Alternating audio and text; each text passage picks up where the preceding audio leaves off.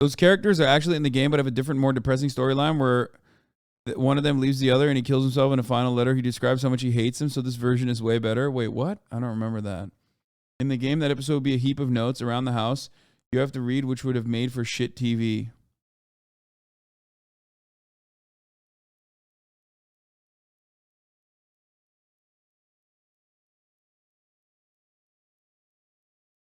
God, I love Pedro Pascal. Dude, he's so sick. He can make anything work, man. Not even for a second feel like he's out of place as Joel. You know what I mean? He's so fucking good. He's so goddamn cool, dude. It's crazy. Episode 3 reinforces Joel's purpose to be a protector from Bill's letter. Yeah, that's what I'm saying. And it also signals to the end of the show and why he is doing what he's doing. You know what I mean? Like, why he does what he ends up doing. Come on, it's obvious. Like,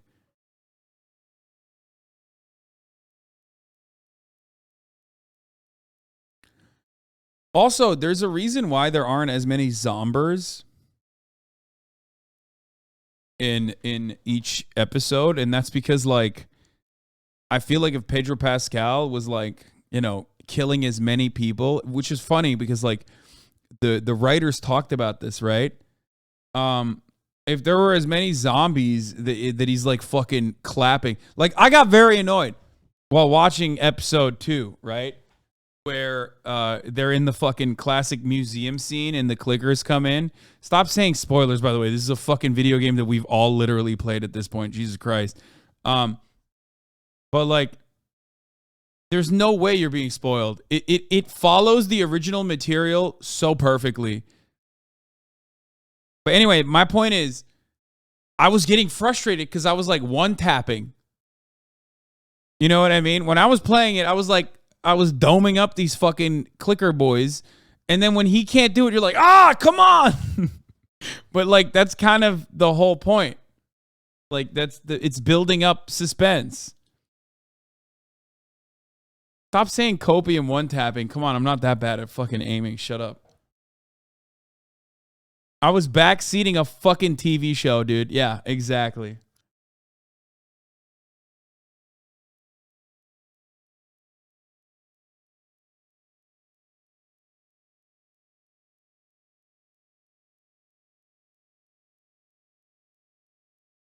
Anyway, let's hear what this fucking idiot has to say. Things I hate. Gay people. Okay, so we are going to steer into some dicey waters here. I'm about to criticize an episode of the TV show, The Last of Us. So I'm going to say right up front, HBO's The Last of Us, right? This is the one that stars Pedro Pascal. And it's really well produced, written by Craig Mazin, who's a super talented guy. He's the one who is behind Chernobyl. Okay, so first the things about this series that are good. And again, preface, I've never played the game. So don't care about the game. Don't care. Shocking. About how true it is to the game. There are lots of gamers out there. You want to watch their videos on the correlation between the game and the show. That's fine. I'm just watching it as a piece of pure TV entertainment. Okay, I'm coming from, I don't care what's canon. I don't care what's not canon. Just coming at it from the view of a TV viewer. So I'm just going to say that right up front. That is not my particular purview. I don't play video games because I'm not a child. I know. I'm just joking. Lots of good people play video games. Okay, in any case. I was about to say, he knows his audience. Like, come on, brother. You can't be trying to fucking appeal to, like, the sweatiest, like, right-wing Gamergate holdouts while simultaneously claiming that only children play video games, because they're going to get mad at you. You fucking talk about how they're, like, soy-facing Funko Pop collectors. They will fucking lose it on you, okay? Including Andrew Clavin, who's a mediocre person. Anyway, The Last of Us is for those who haven't seen it, it is a zombie show. Okay, it's a show about a zombie apocalypse that essentially arises because fungi go viral, essentially, and take over people's brains and turn them into zombies. That is the premise of the show. And it's really well produced, and it's beautifully shot, and it's really well scripted, and all the rest. So the first 2 episodes are about Pedro Pascal finding, again, some of this is sort of hackneyed trope, but he is introduced to the other main character, who is a young girl. The young girl is, for some reason, immune to the zombie virus. And so the question is, can he get her to a place where presumably they're going to try to manufacture a cure from her? Right? That's where the show is going, I would assume, because any other place doesn't make any sense. So it is this character Joel and this character Ellie, and they are navigating the zombie apocalypse. And then we get to, so that's the first couple episodes, and they're good. They're really compelling. Again, really well made, really well written. Oh. And then we get to episode 3, and this, according to the media, is the... But it's like, Fenway is a liberal. I liked it because it reminds me of what Joe Biden's administration tried to do to us with the COVID vaccines. He's like, that's why I liked it. The single greatest episode of television that has ever been. If you read the headlines on episode 3, this is the most important thing that has ever happened in the history of television. I don't think Ben knows that Ellie is gay. So I think that's why he's popping off right now. He's like, wow. CNN, The Last of Us, just made an early claim to one of the best TV episodes of 2023. The Last of Us viewership soars 12% to a new series high with heartbreaking episode 3. It's historic. It's important. Okay, guys, it's historic and important. Now, yawn. Who cares? Yes, dude. Liberal columnists love fucking gassing up TV shows because they got nothing else to write about. It's kind of like a less damaging version of what the right wing does whenever like a trans person sneezes in public. You know what I mean? They got nothing else to write about, so they write like this. Okay? Meanwhile, you motherfuckers lose your shit when M&M panties are not sexy any longer. You know what I mean? Shut up. Now, why is it historic and important? It's historic and important because it's about 2 gay dudes. That's why. So the essential plot of this episode, which is the problem with this episode, and again, you want to make Brokeback Zombie Farm or whatever, fine. But the problem with this episode is that it absolutely does not advance the plot in any way and actually has no consequences. Why would you say that? You don't know the story. You didn't play the game. You're just wrong.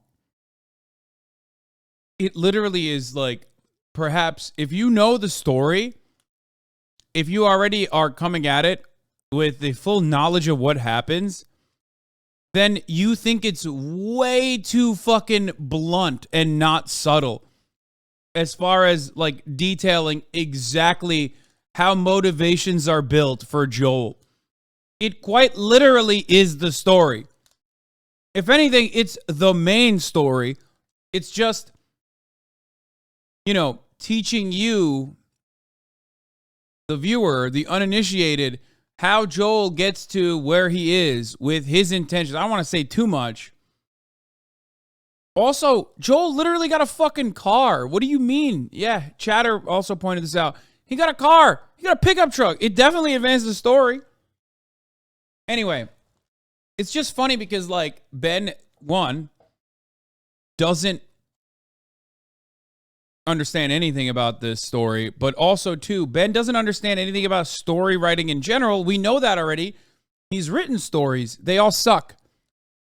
His movie that he made for Daily Wire, the Daily Wire movie, got 800 people to watch it. Okay, on opening day. So don't tell me about fucking, we're not even 800 people. Sorry, it grossed $800, right?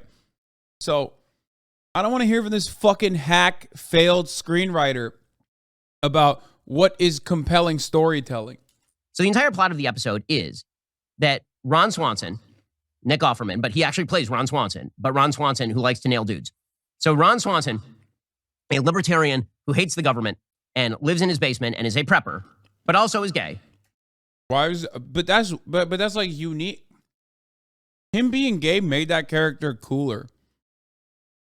It made that character way more unique. It's not that it doesn't exist in the real world, but it certainly made the character more interesting than the classic "hoorah, I'm a doomsday prepper." It gave the character layers,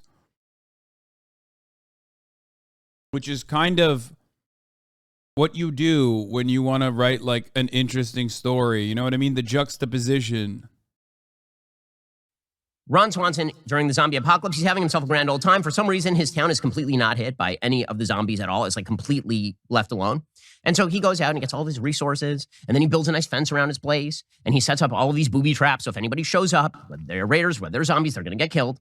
And then somehow another dude ends up like falling into one of his traps, and they meet and they bang, and they end up becoming a couple. Okay, so you can see it here, right? There's gay Ron Swanson, and it's complete with like sex scenes and the whole thing. And the entire episode has no zombies, no real threat, and it is about two gay dudes who meet. Again, Ben has never played the game, so Ben doesn't understand that, like, there are plenty of fucking moments in the entire sequence, in the entire franchise, where you never see a zombie, and instead the real villains are the humans all along. Like, it's kind of cliche almost. So it's shocking that Ben Shapiro does not understand, like, this basic component of a story. It's about how humans can continue being human by finding love, all things considered, in awful circumstances, and feel human again. It's also about how human beings, the raiders specifically, oftentimes are way more cruel than the zombies. The zombies are mindless. They're just following their urges, whereas human beings are motivated by greed, spite, and interest in survival, and therefore behave in ways that are even more violent than zombies, a fact that Joel points out regularly. And we'll say, you gotta, out here, you don't have to worry about the zombies. You need to worry about something way worse. Raiders. You know, that sort of thing. It's not like they're hiding it. They're saying it openly. At that point, it's not even subtext. You know what I mean? Like, what the fuck? You can't even understand that? Like, the story is bludgeoning you in the head with this obvious thing. It's not something that you need to, like, pick up. Not subtle. And have a relationship in which one grows strawberries for the other, and then they die, but not being killed by zombies or under threat. One dies, he gets cancer, and he decides to essentially euthanasia himself. And gay Ron Swanson decides that he is also going to commit suicide at the same time, because Romeo and Juliet, or Romeo and Romeo in this particular case. Get to more on that in just 1 second. First, speaking of rough financial situations, a lot of people have had to take out credit cards because obviously oh my God. Just let trust money off to most major institutions at this point. They've blown out their institutions.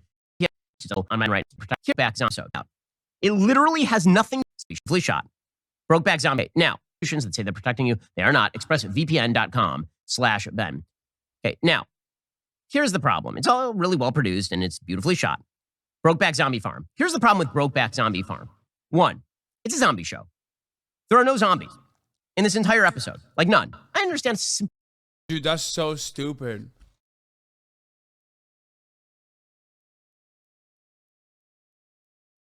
There are already zombies in that episode, but who cares? Bro, what the fuck? It's not like gore porn. It's not like a shoot 'em up. You know what I mean? It's not supposed to be just like Joel being a badass, one-tapping fucking zombies, you know? That's not what the show is about. Ben's like, why isn't it like a Marvel movie?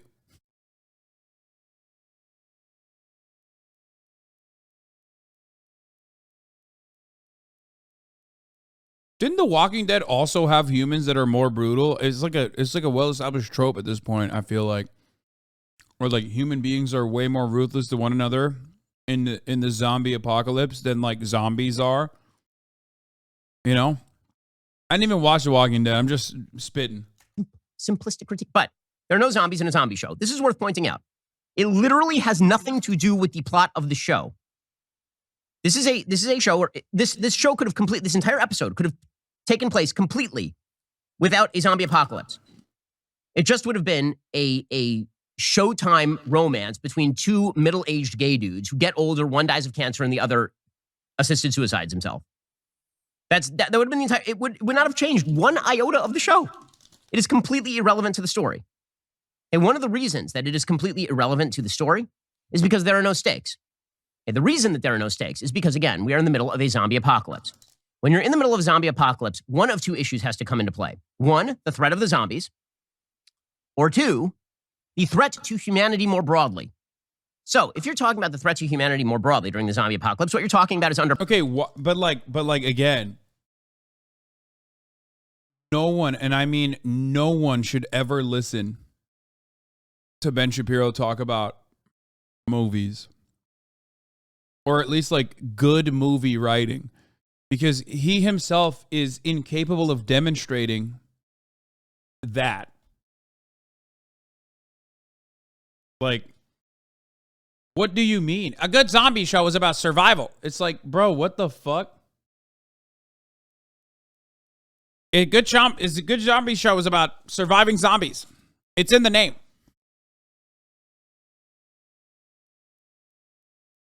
It's also about surviving as a mankind. A good zombie show can't have like human beings being cruel. Human beings are supposed to get together in the face of clear and present danger and never fight one another. I hate this.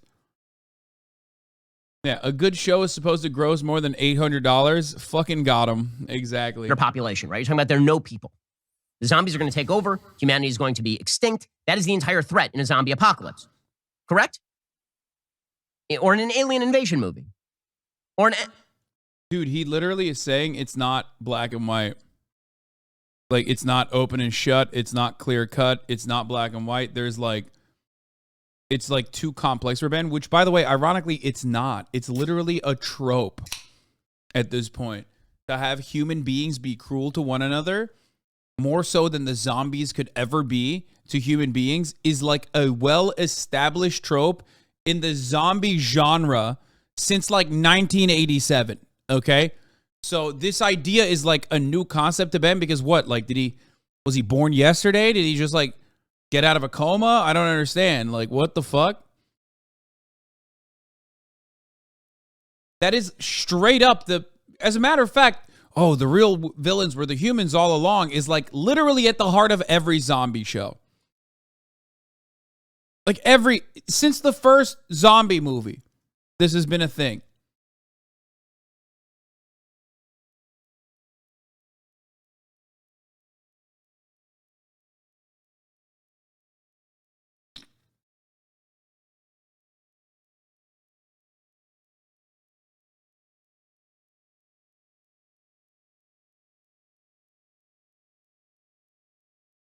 No, you don't understand. Ben is saying they should be worried about the greater threat to humanity, the gays. It's true. These guys are behaving in a homosexual manner when they should be focusing on repopulating the population. You, my friend, are not a good Christian, and you could never be an Orthodox Jew because you are acting out on your gay desires instead of holding them close to your chest and keeping them a secret, a gay little secret. You should be having sex with women. any other sort of species level extinction event movie, like War of the Worlds or something. The question is, how do human beings repopulate? How do they survive? And how do they become successful once again? If you're going to censor an episode like that, what you need to do is you need to have an episode about people who can have babies. Again, there are only two issues in a zombie apocalypse. You could have this whole thing, but the whole thing is these two dudes in love, but they're fighting off zombies. But they never fight off the zombies. It's not an issue. So,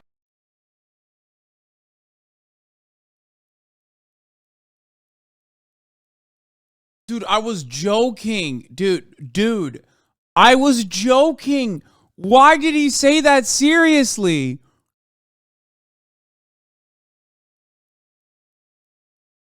Bro, that's so dumb. Stop. That's so stupid. Conservatives will take arguments that you make jokingly and say it with sincerity.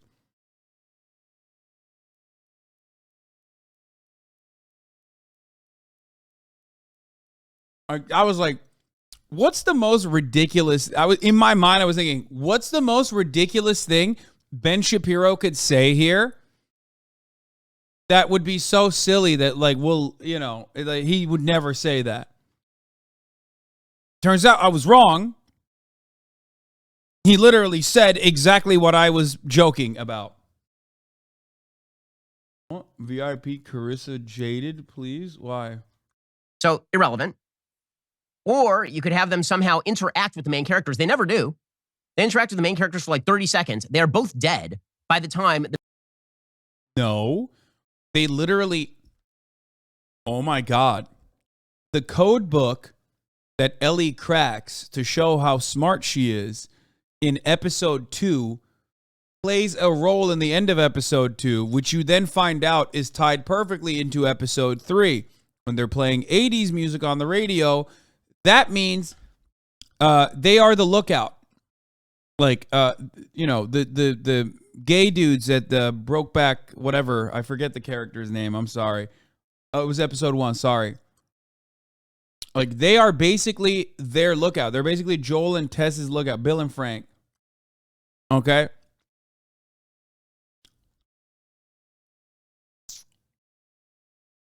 They are their lookout. So when they send music like that to Joel and Tess, they know that shit's popping off. So, no, that literally plays a role that ties perfectly in. That ties perfectly into the story. Because on the episode, on the end of the episode, you're seeing the code. They're playing like 80s music, but you don't hear it, or it's too late for Joel and Tess to know about it, which is kind of sad because that music basically loops if it's not the 80s playlist starts playing if you don't automatically trigger it as you know, they didn't because they were dead at that point, but we don't know about it until episode 3. It's great. It's fine. Yeah, he had a timer to set up that if he didn't refresh the playlist, it would revert to an 80s in a loop, aka he's dead. The main characters arrive to pick up guns. So this entire episode is a sidestep. It has nothing to do with anything. This kind of crap is what makes conservatives so crazy. We do not need to sexualize everything. There's nothing sexual about like two gay dudes loving each other, dude. It's just as sexual as like two straight dudes, a straight person, a straight man, and a straight woman loving each other. It's just a normal love story. You're the one who immediately goes to like, oh, they're having hot gay sex. You know? Yeah, also straight dude sex as well. But like, it's so stupid.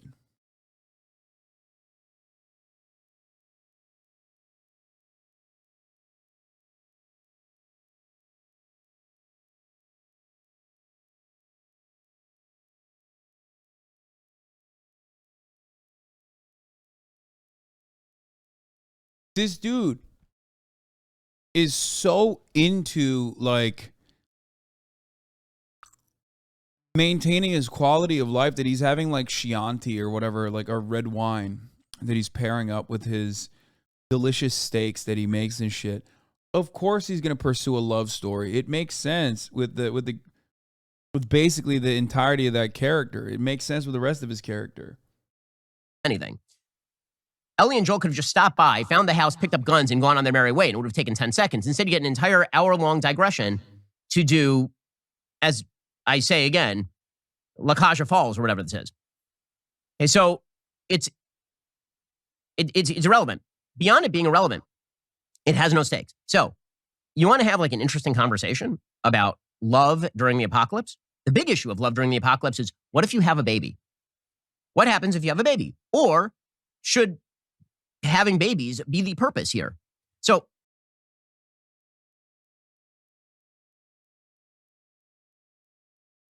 okay, let him cook. Let's take another example of a show that did this correctly. So Battlestar Galactica had an episode early on, I think it was season 2, in which one of the questions was underpopulation, right? The fleet is depopulating. And so the question becomes, what do you do about abortion? Dude, he loves this. He's like, he loves the idea. He loves this idea because it's like forcible reproduction as a concept is like being reinforced in, is favorite type of science fiction or whatever. That's why he likes it. So President Rosalind, who is a lefty, she decides that she's going to outlaw abortion because if you want humanity to survive, then it turns out that individual autonomy over your body is significantly less important than actually repopulating humanity. So here's Rosalind announcing that she's outlawing abortion, right? Because again, the stakes are whether humanity survives. It is not whether two individuals fall in love in the middle of a farm, not threatened by anyone, which is the story of this particular episode. Wait, they were definitely threatened, man. It's still survival. What? I don't get it. Ben also kind of doesn't understand. I feel like he's going to lose his fucking mind at the end of the show. If he's like thinking about this as seriously, he's going to be like the Joel haters. You know what I mean? Like, he's probably going to fucking lose his mind when he finds out what happens at the end of season 1, because like that shit's going to piss him off. If he's thinking about this so seriously as like, not that like human beings are complex and that like they sometimes make decisions that they think are the best decisions that end up being really bad for the fate of mankind, that kind of thing, like he's going to lose it, dude. He's going to be like, this is the worst episode in the history of the genre. I've never seen something so bad. It is absolutely terrifying that someone could be so selfish as to make this one singular decision as an individual. Repopulation and saving the planet should be the ultimate goal of human beings. This is liberal Hollywood propaganda trying to undermine our basic human instincts. Since assuming the presidency, I've made it my mission to maintain the rights and freedoms we so enjoyed prior to the attack. One of these rights has now come into direct conflict with the survival of the species. And I find myself forced to make a very difficult decision. The issue is stark. The fact is that if this civilization is to survive, we must repopulate this fleet. Therefore, I'm issuing an executive order. From this day forward, anyone seeking to interfere with the birth of a child, whether it be the mother or a medical practitioner. Bro, I'm not kidding. I think he just simply likes it because she made abortion illegal. I don't know enough about Battlestar Galactica to tell you whether or not this is valid or even important. Like, I don't know, but I think he literally just likes it because there's a leftist woman and you expect her to be liberal, but she is denying women bodily autonomy. Shall be subject to criminal penalty. Okay, so, this is like an actual issue. What do you do during an apocalypse? Do you actually try to preserve humanity or not? Two gay dudes falling in love and then dying of old age is not relevant to that particular conversation. Todd, of course, man. Do whatever you want, brother. King. And I can say, well, that's not what they wanted to cover on the show. That's not what they were interested in covering on the show. The truth is, it's a much more compelling storyline. I mean, that's the entire plot line of A Quiet Place, right? You have an alien invasion. What do you do when you have a baby? Do you continue to have babies in view of the fact that there's a threat to the children, in view of the fact they're going to have to live difficult and rough lives? Dude, if Ben works himself up this much, he's going to come out of the other side of this conversation an anti-natalist, by the way. Should humanity survive is a fundamental question that we should be asking. What is the sole purpose of humanity to survive if there's nothing else to survive for? And we have nothing left. Should humanity continue to survive or should it cease to exist when all the conditions are pain and torture? After all, a baby can't consent ethically to being born. You never consented to being born. Oh my God, I never consented to being born. Life is a sequence of endless disappointment and sometimes a lot of pain and suffering. Maybe it is unethical to give birth to another human being. Oh God. Lives and all the rest of it, right? But you can say, I see the argument. Okay, well, that's not what they wanted to take on in episode 3. So I have a question. What were they seeking to take on in episode 3? What was the major topic that they were seeking to take on? People falling in love during the apocalypse? What are the stakes? We don't know any of these characters. He's the only person in Netflix since you enjoy forced births category. Oh, Netflix has him. Yeah, Netflix is an entirely different algo for Ben Shapiro. Nor are we going to care about them beyond this particular episode, which means that it's basically just a sidetrack. It's a throwaway episode, but it's so important because it has gay people, you see. It's so important. And, you know, the guy who created the video game, of course, is a big lefty. They were just telling a story, Ben. Yeah, someone in the chat said this analysis makes so much sense when you realize Ben has never been in love. And you're right. Like, it's literally like trying to describe a beautiful picture full of colors to a dog. You know what I mean? Like, it's not going to get it. It can't see it, dude. That's it. For Ben, marriage and partnership is just simply not about love, not about mutual respect, not about any of that. It's just about populating the planet, having little Ben Shapiros running around. So he cannot comprehend that, like, in an apocalyptic scenario, two people could find love and find fulfillment in their lives, as a matter of fact, through that love.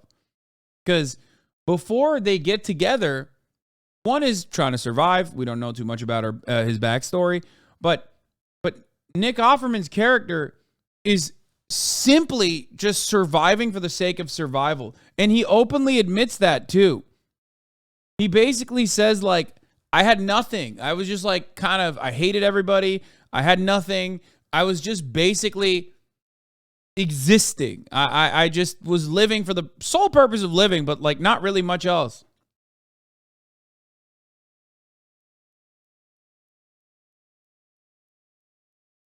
But also, what comes along with that is fear. Exactly. I wasn't afraid until you came along, because love and the desire to protect someone all of a sudden can create a whole different motivator for you. It can change you. It can shape you, right? Like, that's kind of the not so subtle point that it's trying to bludgeon us in the fucking head with, which if you knew the entire story, you would basically understand why that's important for Joel. And I don't want to do a fucking spoilerino warning here, but like, come on, figure it out, you know?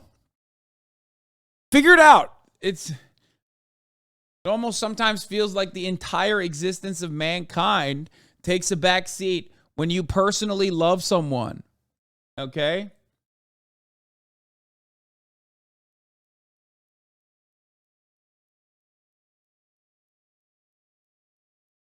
You get it?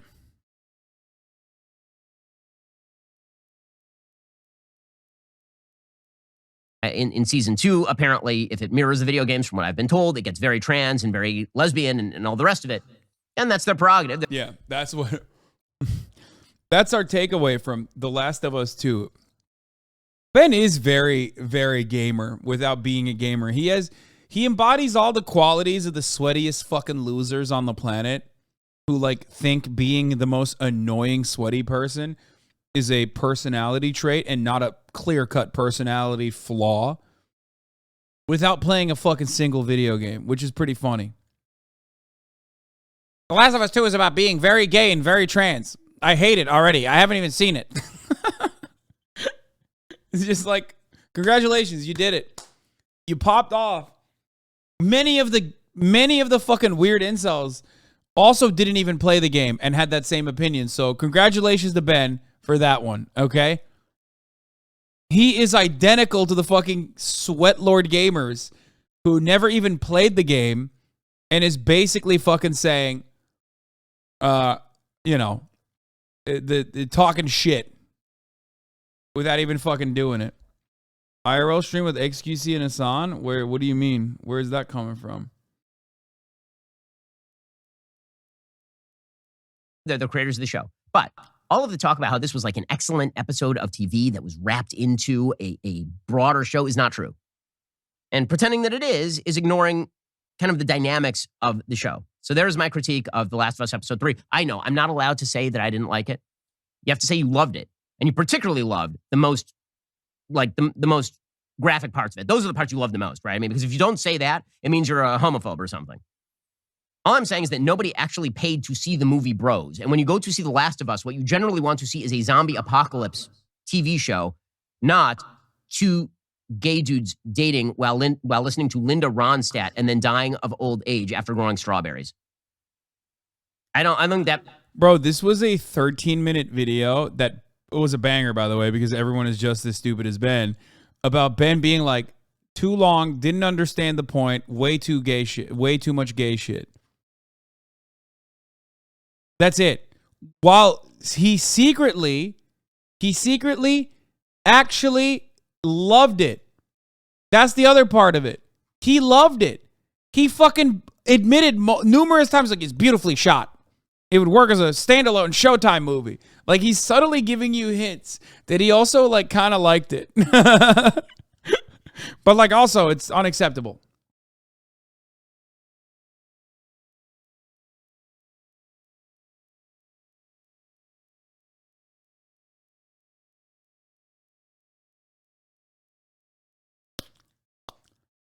Ben after episode 3. Okay, stop.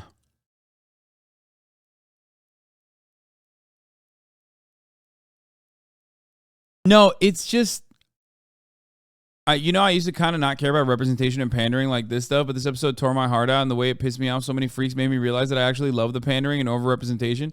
First of all, it wasn't even pandering.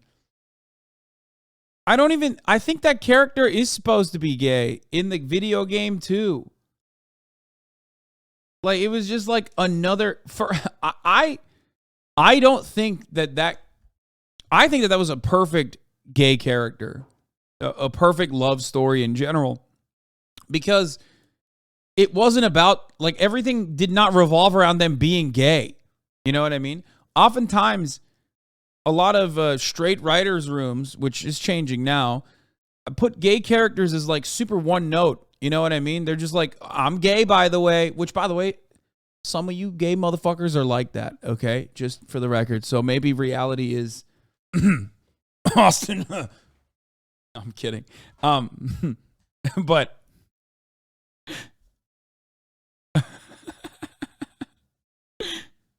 no, it was great. It was a character that it was a character where, like, being gay was completely secondary, but also created this juxtaposition that was interesting and unique.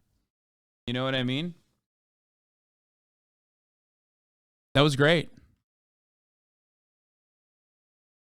Yeah, it was perfectly acted by a man who historically plays extremely masculine characters too. So I liked it. And Frank, I think everybody who's like, wow, I was super into this. Yeah, I think some of you are lying. I think some of you are in it. Some of you were kind of lying. Alrighty, guys.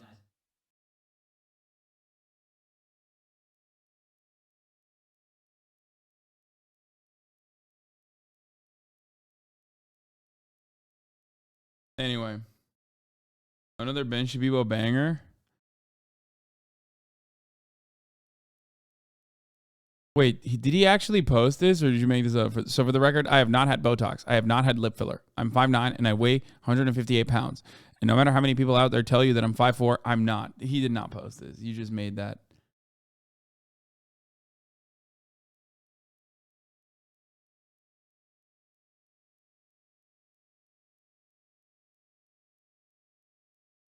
This is fake. He does not have enough awareness.